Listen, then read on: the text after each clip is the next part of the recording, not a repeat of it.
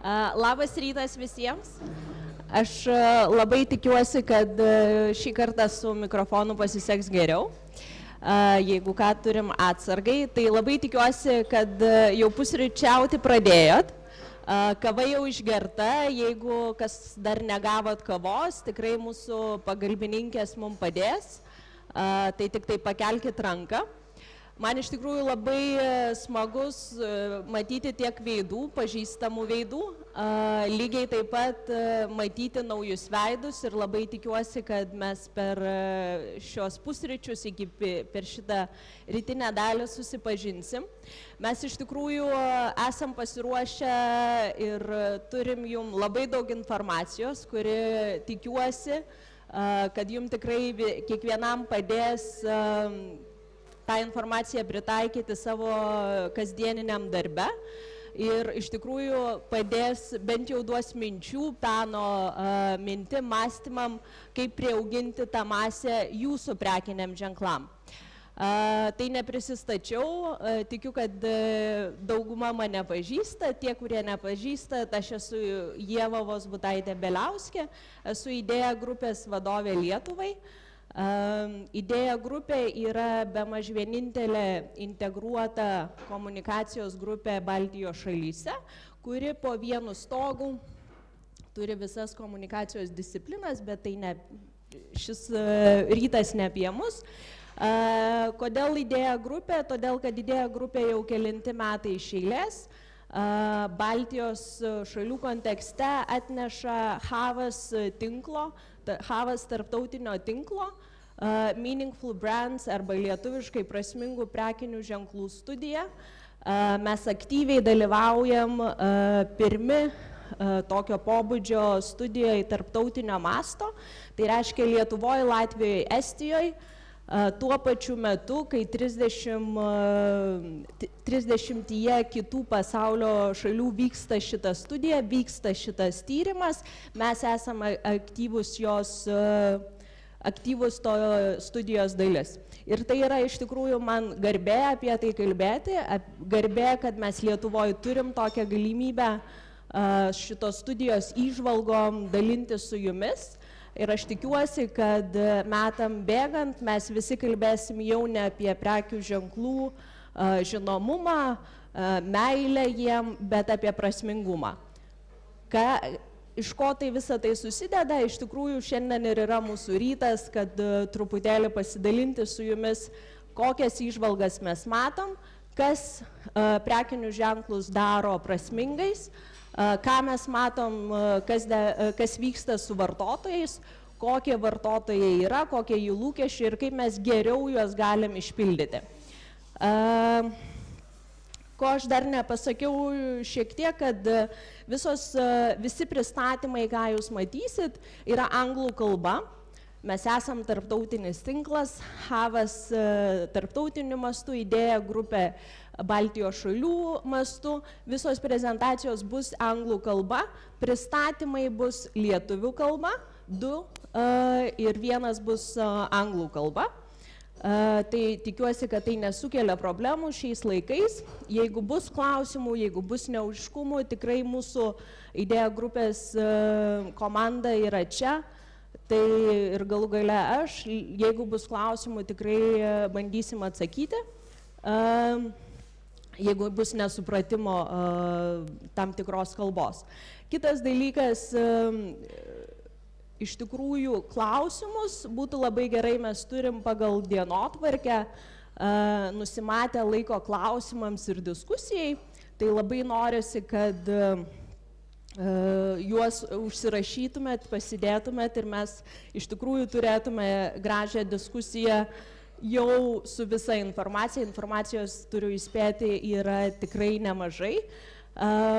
Jūs kiekvienas įeidamas gavot bukletą, ten yra šiek tiek informacijos, bet kaip ir pridera, mes tos informacijos visos nenorim atiduoti, kad turėtume jūsų dėmesį, bet tikiu, kad ant tų lapų galėsit pasižymėti įdomiausias jum mintis. Lygiai taip pat šituose blonknotuose ir ant stalų jūs turit kitą dalyką, tokias skrajutes. Kiekvienas dalyvis šitos konferencijos turės galimybę užsiregistruoti į praktinės dirbtuves su prekinių ženklų studija, būtent adaptuotas pagal jūsų šaką, pagal jūsų prekinių ženklus ir pagal jūsų lūkesčius ar norus, kaip jūs norėtumėt išbandyti.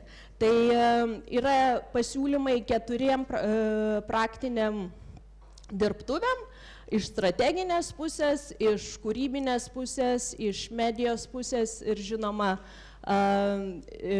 digital šiandien yra kasdienybė, tai kaip prasme tokį sunkiasvorį dalyką, kaip mes galime jį panaudoti nuolat besikeičiančiam digital pasaulyje. Tai jūs galit užsirašyti į 1 dirbtuves, galite į 2, 3, 4, į kurias vėlgi nuo jūsų priklauso, bet nepamirškit, mes iš tikrųjų pagal tai, ką mes gausim, į kokias dirbtuves jūs norit, mes pritaikysim pagal tai turinį tų dirbtuvių.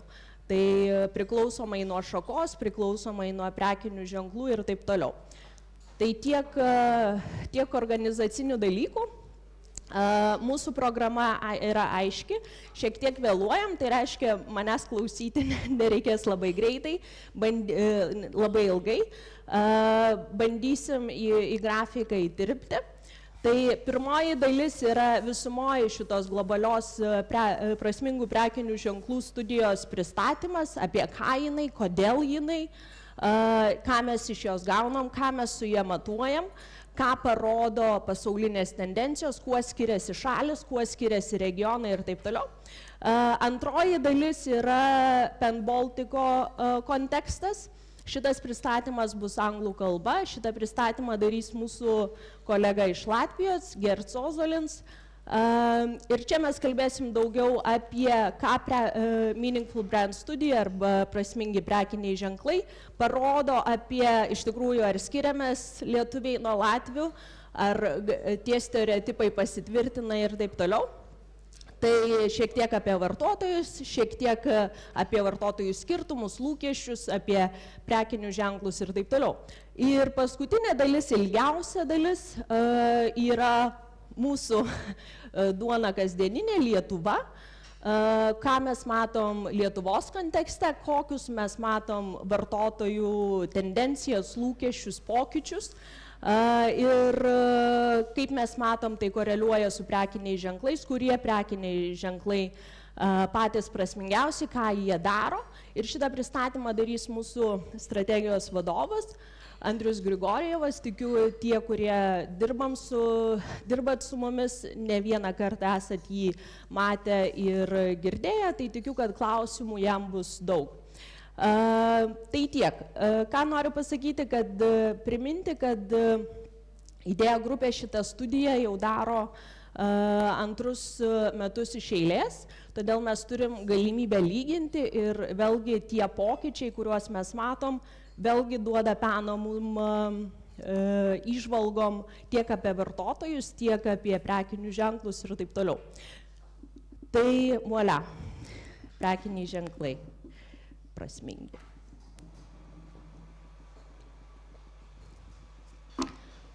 Mano pristatymas, kaip ir sakiau, susidės iš keletos dalių. Visų pirma, kuo ypatinga prasmingų prekinių ženklų studija, kodėl visumoje apie prasmę verta kalbėti ir ją matuoti, kas prekiniam ženklam, kas juos padaro prasmingais ir žinoma, kas pasauliniam kontekste yra pagrindiniai geriausi prekiniai ženklai, patys prasmingiausi ir ką jie daro, kad tokie būtų ir kas vyksta metai iš metų. Tai truputėlį apie prekinių ženklus kaip prasmingų prekinių ženklų studiją kaip tokią. Kaip jau ir sakiau, tai yra vienintelė globali tokio masto studija, kuri iš tikrųjų sujungia du dalykus. Vieną marketingistų prekinių ženklų dimensijas, marketingistų KPI'sus su žmonių gerbuviu. Ji vyksta, kaip ir matot, buvo apklausta 2015 metais šios studijos metu. 300 tūkstančių, daugiau negu 300 tūkstančių respondentų dalyvavo šitoje studijoje vienu metu 34 rinkos, 12 industrijų, virš 1000 prekinių ženklų. Ir, žinoma, šita studija jau tęsiasi 7 metai ir mes turim galimybę lyginti.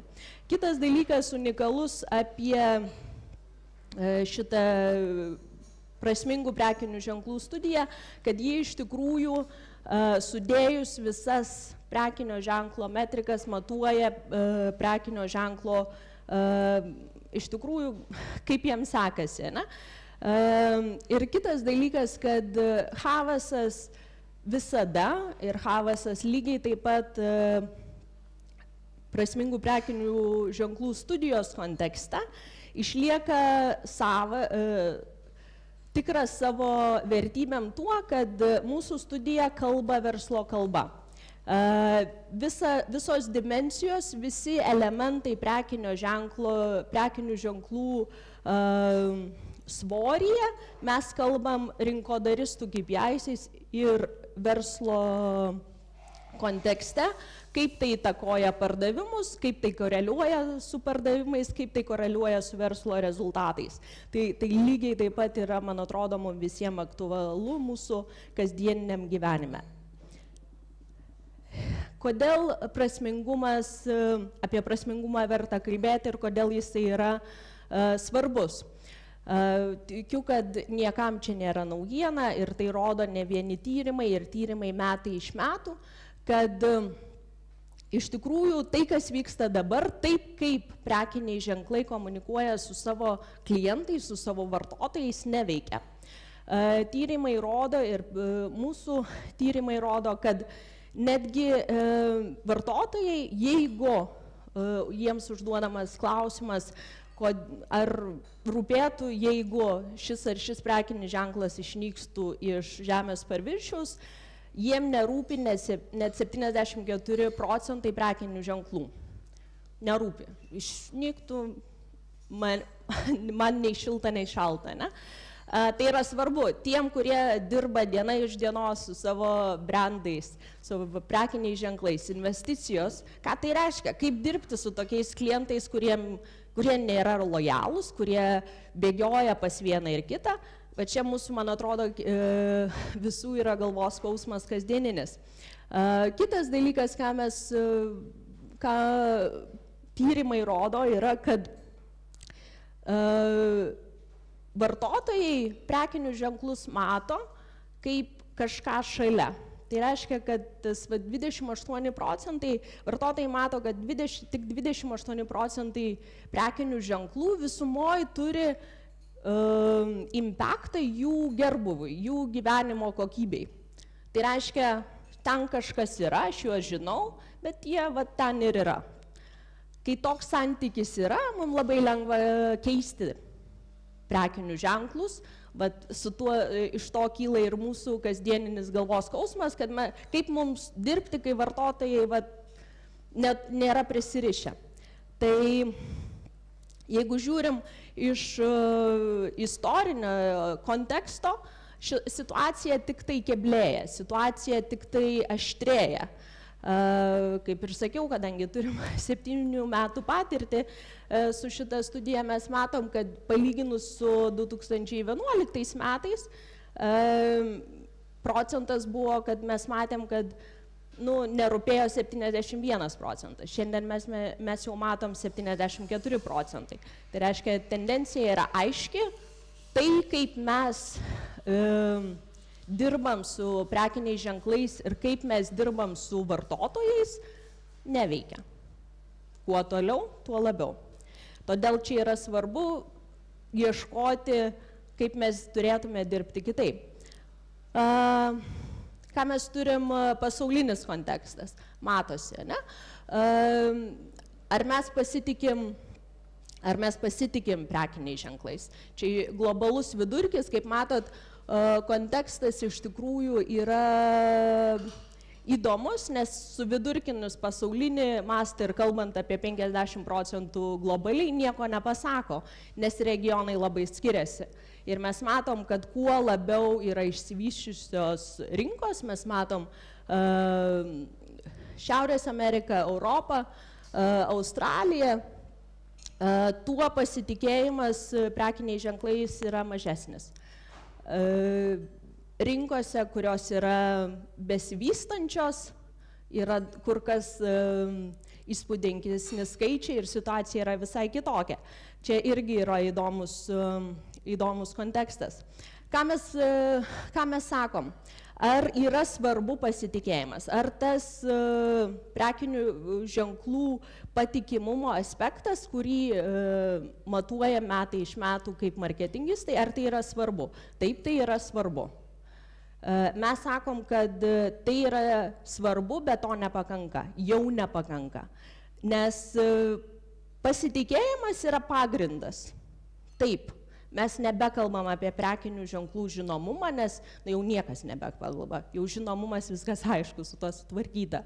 Pasitikėjimas lygiai taip pat, mums reikia santykius su prekiniais ženklais, prekiniam ženklams su vartotojų santykius reikia vystyti, kad būtų pasitikėjimas, bet to neužtenka. Nes mums reikia, kad būtų sekantis etapas yra prasmingumas.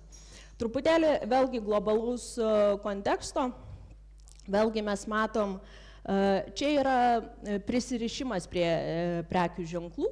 Ką mes čia turim, tai yra klausimas vėlgi, kiek su kuriais prekiniais ženklais tu jautiesi, ta prasme, prisirišęs, nu tau rūpėtų, jeigu jie išnyktų iš paviršiaus žemės. Ir vėlgi tie procentai išsivyščiusiuose rinkose yra labai vienas skirtingi negu besivystančiose rinkose. Kitas dalykas, čia mes tikriausiai lygindami skirtumus ir kaip vartotojai reaguoja į vienokius arba kitokius būdus, kaip prekiniai ženklai komunikuoja, vėlgi matysim skirtumus. Bet aišku, yra viena, kad tie skirtumai metai iš metų didėja tarp išsivyščiusių rinkų ir besivystančių rinkų. Taigi, kai mes lyginame savo marketinginę patirtim arba savo iššūkiais kaip rinkodaristai su savo kolegom iš kitų rinkų, tai turėtume atkreipti dėmesį apie kokias rinkas mes kalbam, nes situacijos yra visiškai skirtingos. Čia tiesiog vienas dalykas, dar viena dimensija labai įdomi palyginti, matant kontekstą globalų ir skirtumus globalaus konteksto. Tai vėlgi regionai suskirstyti yra du klausimai, ne? Ko mes tikimės kaip vartotojai iš prekinių ženklų, ar mes tikimės, kad jie darys įtaką mūsų gyvenime, ne? Tai čia tas yra ekspektacijos prekiniam ženklam.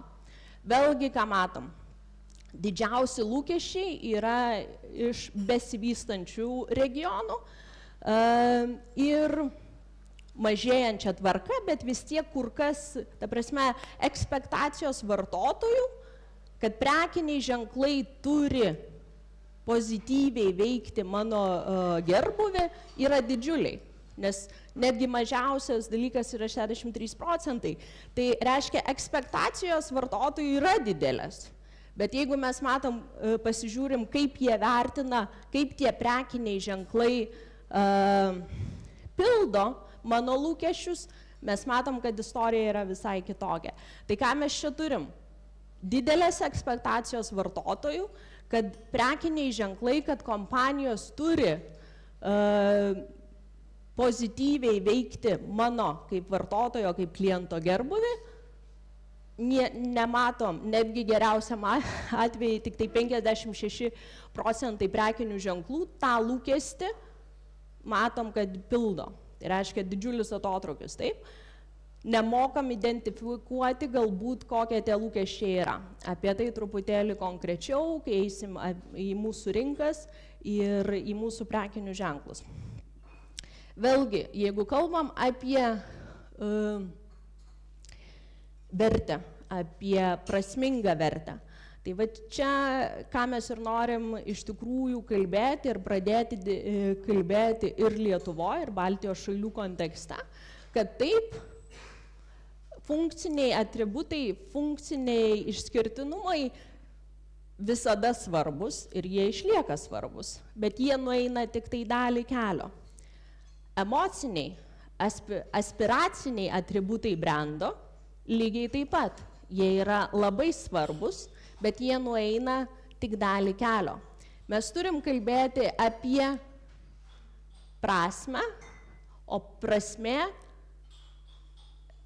prekinių ženklus priverčia daryti pokytį. Nebūti tik tai skirtingų, išsiskirti spalvom, tonu, paveiksliukais, bet ir būti pokyčio dalis. Kokio pokyčio? Truputėlį pakalbėsim vėliau. Prekiniai ženklai, kurie suvokia prasmės vertę ir prasmės dimensiją, iš tikrųjų, ką jie turi padaryti? Jie turi atsakyti į du svarbius klausimus.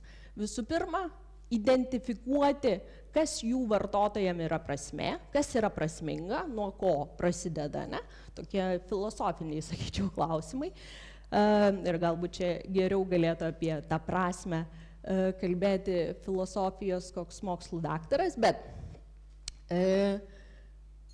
čia yra labai svarbu. Su prasmingų prekinių ženklų studija mes ir tai darom. Mes ieškom, kokioj sferoj kas yra vartotojai, toj šakoj su ta aplinka, kas yra prasmė, iš ko susideda prasmės paketas, puokštė, kaip be pavadinsi. Antras klausimas yra prasmė yra aišku, kaip aš su ta prasme elgiuosi, ne? Kaip aš sukuriu santykį su savo vartotoju, kuris taptų prasmingas. Tai reiškia, kas yra prasminga vartotojui ir kaip aš prasmingai kuriu santykį su savo vartotoju. Žinoma, rezultatai visada yra tai, ką mes fokusuojamės. Verslo rezultatai, žinoma, kad tai turi atnešti verslo naudą. Verslo naudą tai atneša, kai mes su vartotoju kalbam apie tai, kas jam yra prasminga iš prekinių ženklų konteksto. Dabar iš ko ta puokštė prasmės susideda, tai tikiu, kad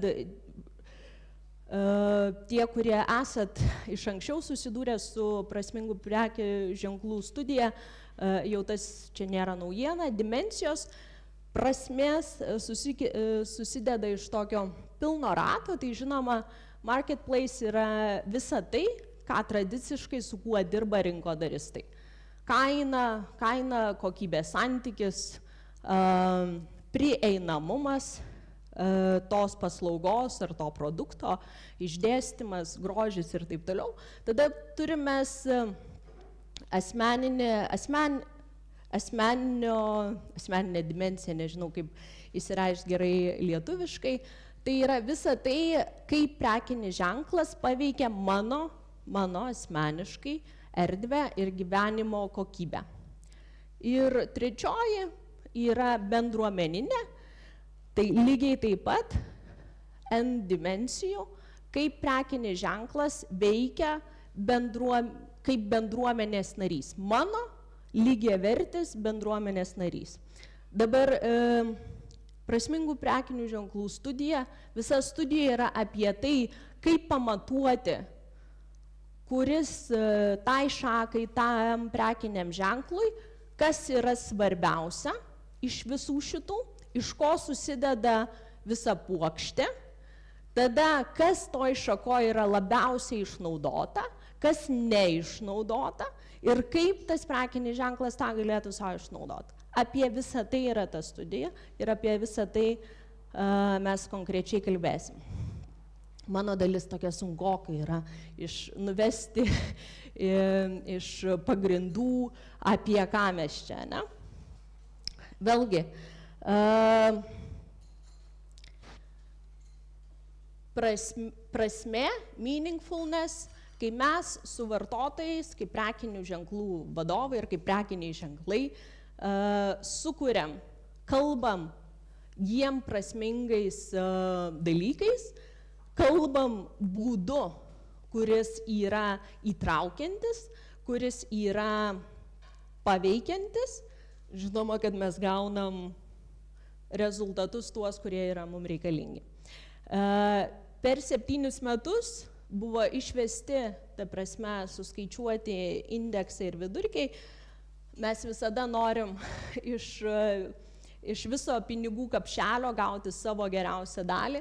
Ir mes iš tikrųjų, o čia yra Meaningful Brand Indexas, kuris išsiveda iš tos studijos tam tikrų klausimų, visos studijos, ta prasme, indeksas.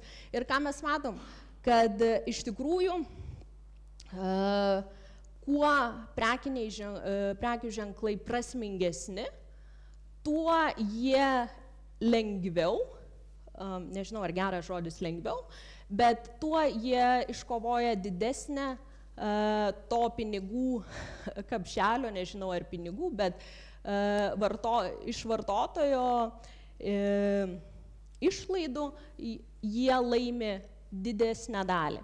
Ir ta koreliacija padaryta iš, kaip ir minėjau, 7 metų duomenų, kuriuos mes turim. Vėlgi, lygiai taip pat, jeigu ten yra piniginiai dalykai, tai lygiai taip pat kaip brando atributika, brando dedamosios, ką mes čia turim nuo familiarity iki, kad gali prekinis ženklas mokėti, esu pasiryžęs už šitą prekinį ženklą, jo produktą ar paslaugą mokėti daugiau, čia yra paskutinė, jau po advokatavimo, ne, kai esu pasiruošęs, kad tik man duotų, esu pasiruošęs daugiau mokėti, mes matom vėlgi, kad visos dimensijos gerėja, kuo prekinis ženklas yra prasmingesnis. Ir žinom, matom konkrečiai kokiais procentais, kokioj šakoj, kas įtakoja. Ne? Koreliacijos vėlgi čia yra apibendrinta, bet jeigu mes kalbam apie konkrečią šaką, apie konkrečią geografinę padėtį, mes matom labai, galime ir skaičiuoti, ta prasme, iš istorinių duomenų, kokia tiesioginė koreliacija ten yra. Čia dar kartą tiesiog suvesta su tie prekiniai ženklai, kurie turi žemą prasmingumo indeksą su aukštesne ir matom radikalius skirtumus. Tai pagrindinis klausimas ir žinoma kyla tada, ką tie, kas padaro prekinius ženklus prasmingus, mes labai aiškiai žinom, kas prasmė yra mum, kaip vartotojam, kaip klientam ir taip toliau. Tai kas mums yra svarbiausia. Kaip matėm, visas tas rutulys, apskritimas, viską apimantis apskritimas. Tai iš 2015 metų, ką mes turim, jeigu 100% yra prasmė, tai šita prasmė susideda štai iš tokių dimensijų. Tai 41 ir kas nestebina, išlieka didžiausias įtakotorius, tai yra visi rinkodariniai tradiciškai, su kuo, sakysiu, žaidžia rinkodaristai. Tai yra, žinoma, produkto kokybė, žinoma, kaina ir taip toliau ir panašiai. Bet jeigu mes žiūrim į visą 100% paketą, ką mes matom, kad didžioji dalis, 60% realiai priklauso nuo kai kažko kito. Tai mes labai gerai, turėdami geriausios kokybės produktą su geriausiu paskirstimu ir už mažiausią kainą, mes vis tiek šito mūšio nelaimim. Mes su vartotoju, su savo klientu santykio, kuris tęstusi, nesukuriam. Mes pakeičiam kainą, mes pakeičiam ingredientus savo paslaugoj ar produkte, ir mūsų mūšis nėra laimėtas.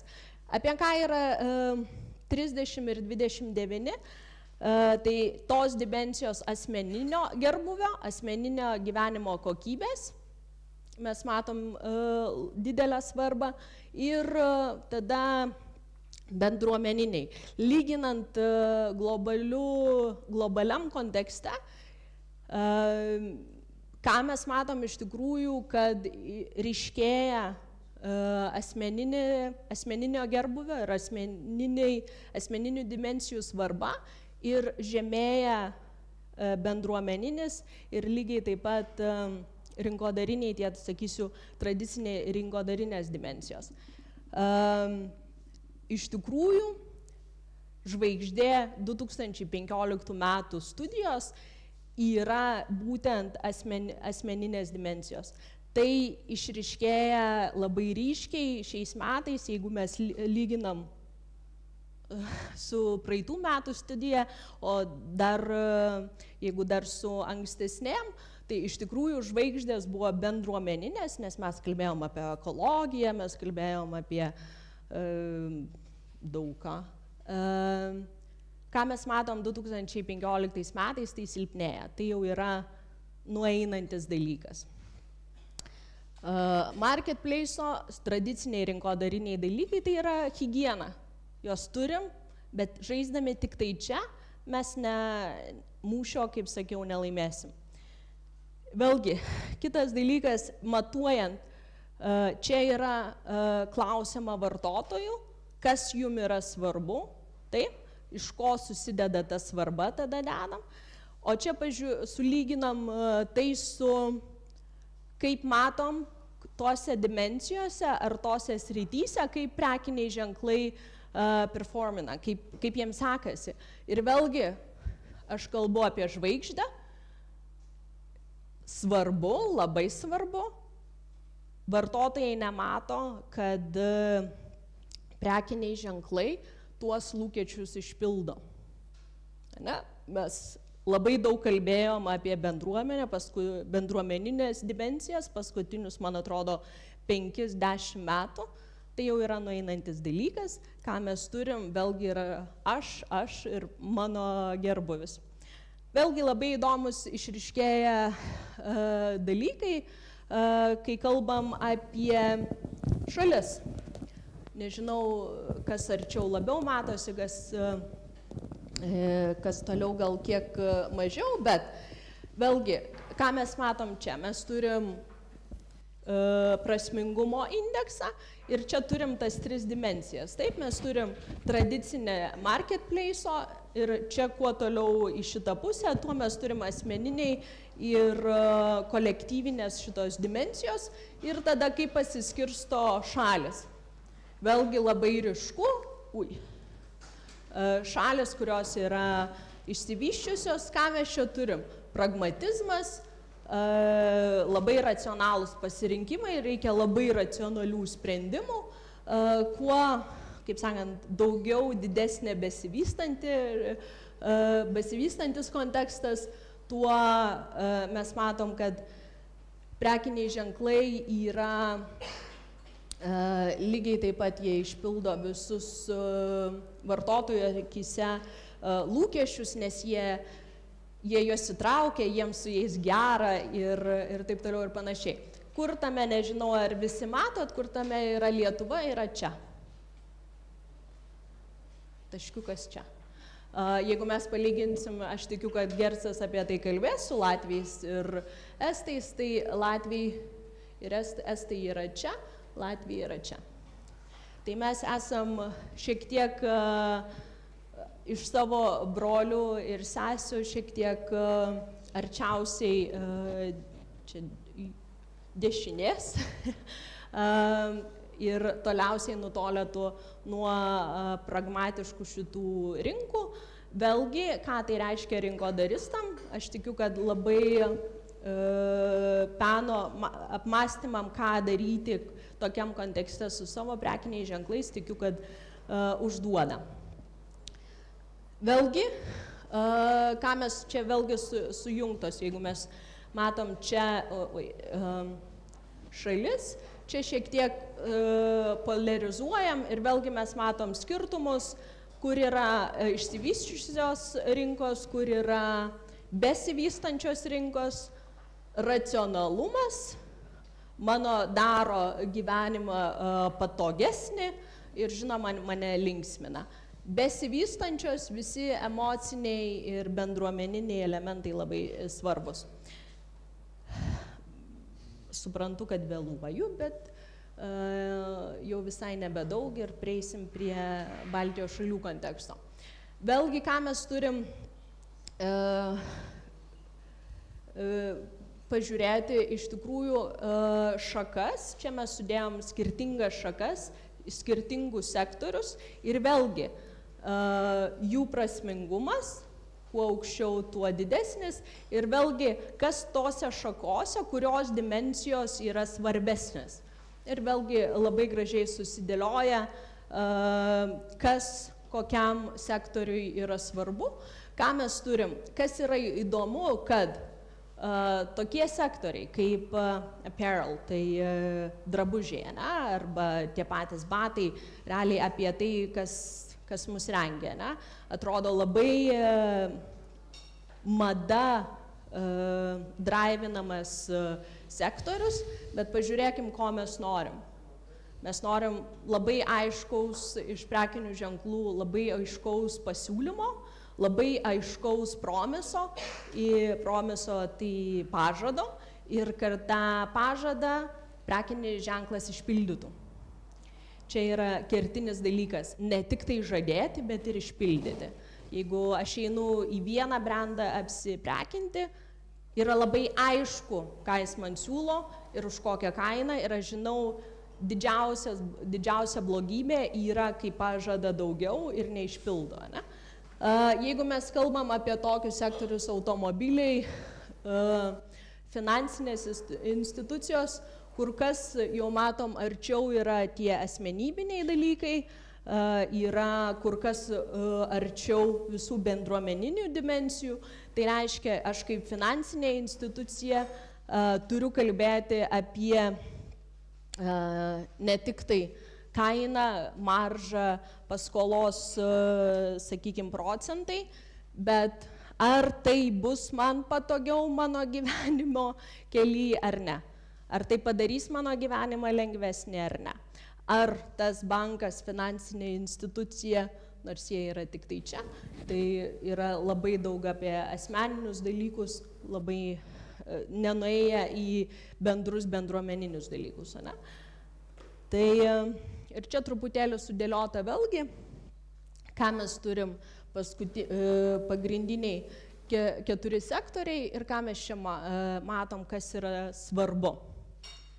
Taip, kas yra svarbu, kur atsistoja ir visur vėlgi jau mano pristatymo, ką ir sakiau, ašis, visur matom iš tikrųjų labai sustiprėjusius ir išryškėjusius to asmeninio gerbuvio dedamasias, kurios patampa labai svarbios.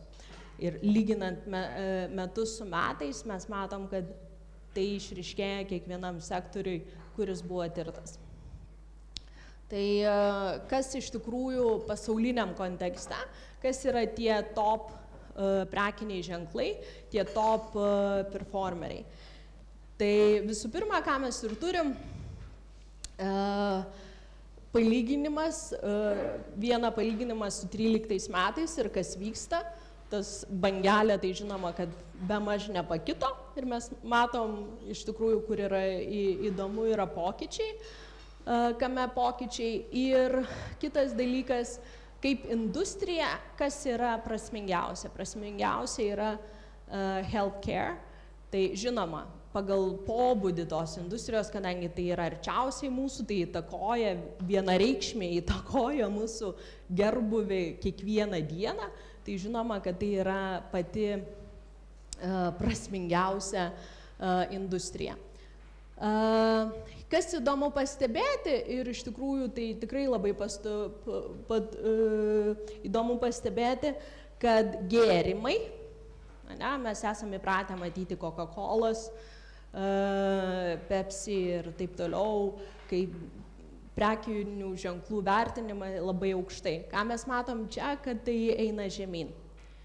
Ir žinoma, todėl, kad paskutiniais metais, kadangi mes turim healthcare, kas yra labai aukštai, susijusi informacija ir duomenis gerai, blogai, su gėrimais, tai yra paveikia labai ryškiai ir mes matom top sektoriui gėrimų ėjimą žemyn.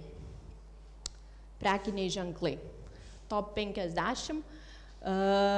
Saulė išėjo už debesų, tai truputėlį aš tikiu, kad tą informaciją turit savo dalomoje medžiagoje, bet mūsų top prekiniai ženklai pasauliniam kontekste. Pasaulinis kontekstas, ką tai reiškia?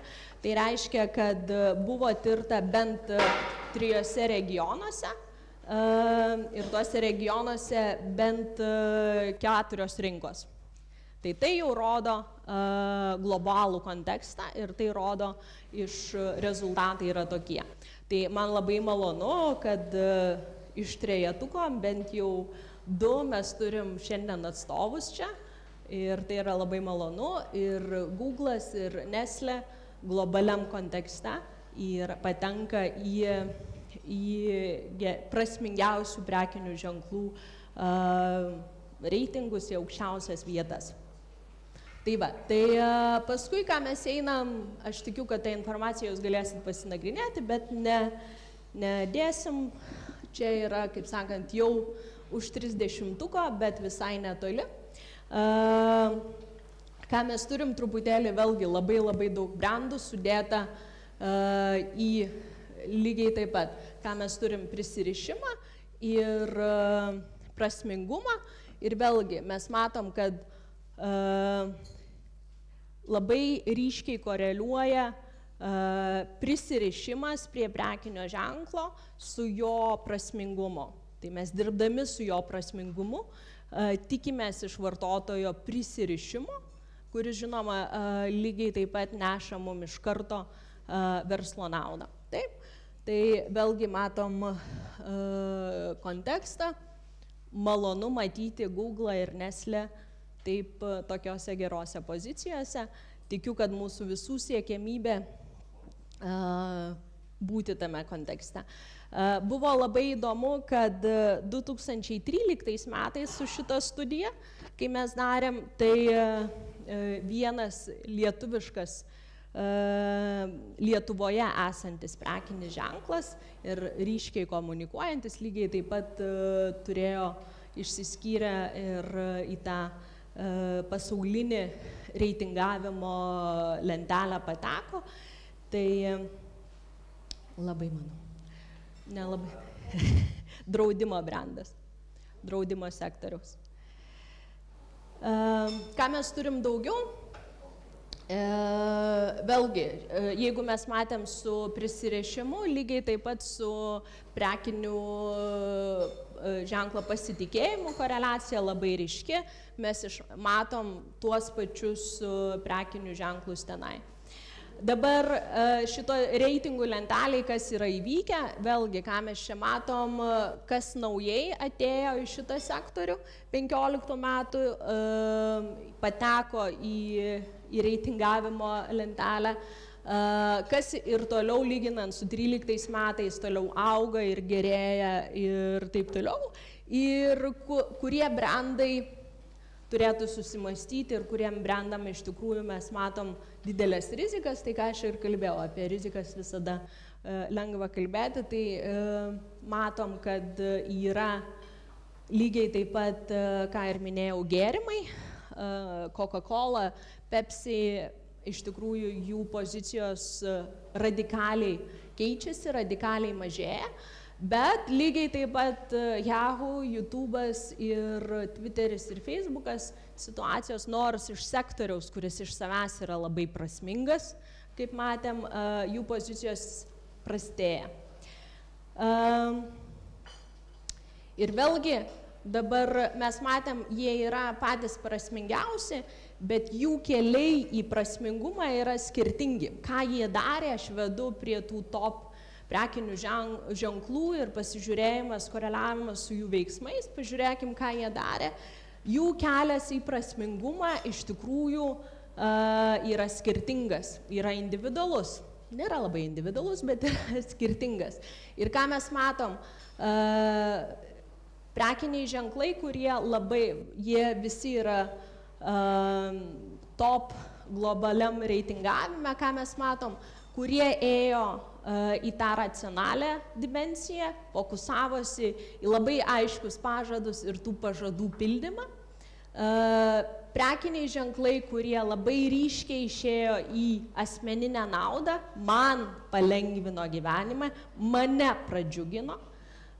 Ir kitas dalykas yra tie prekiniai ženklai, kurie viena ir su asmeniniam šitom dimencijom ir miksavo, ta prasme, tiek racionalias, tiek asmeninės dimensijas, kad gautų rezultatą.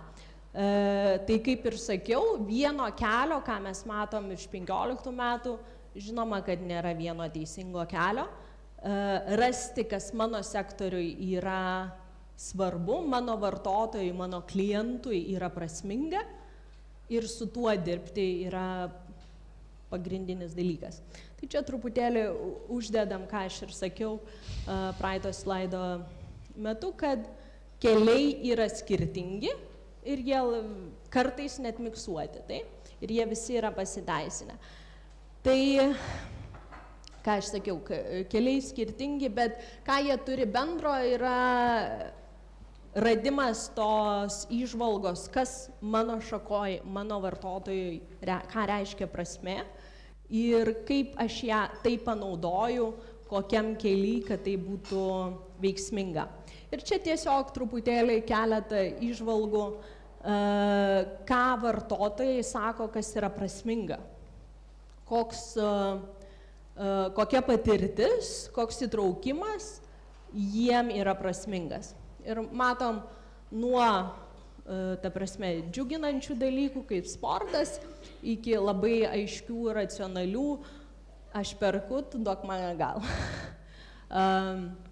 Čia dar šiek tiek detaliau, vėlgi šiek tiek informacijos ir su jumis, jūs galėsit pasidalinti, jūs galėsit ją paanalizuoti kur kas detaliau. Tai mes čia yra išskaidyta minčių ir peno jum pamastyti, kokios tos veiklos, kurias vartotojai sako, jom yra prasmingos. Mes paanalizavom šiek tiek daugiau, ką tie top prekiniai ženklai darė, kokia jų buvo komunikacija, kur jie išsiskyrė, kokią naudą ir kokį poveikį tai darė jų prasmingumui ir mes jau kokią vietą jie užėmė, mes jau matėm.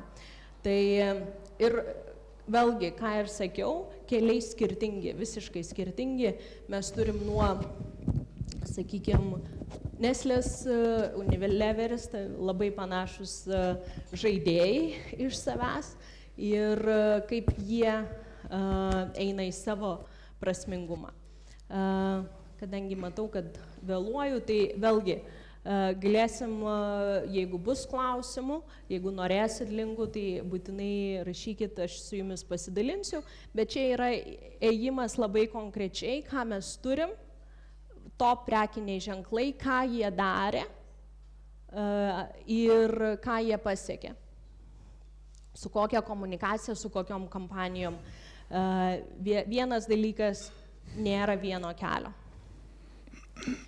Tiek Samsungo, tiek Nike, vėlgi skirtingai pagal šalis, pagal teritorijas, jau matėm ir vartotojų lūkesčiai yra labai skirtingi, žiūrint geografiškai, ir veiksmai, kurie lėmė jų prasmingumą ir vienam ir kitam sektoriui, yra skirtingi. Ir dabar jau leisiu Gercui kalbėti apie Baltijos šalių kontekstą, arčiau namų,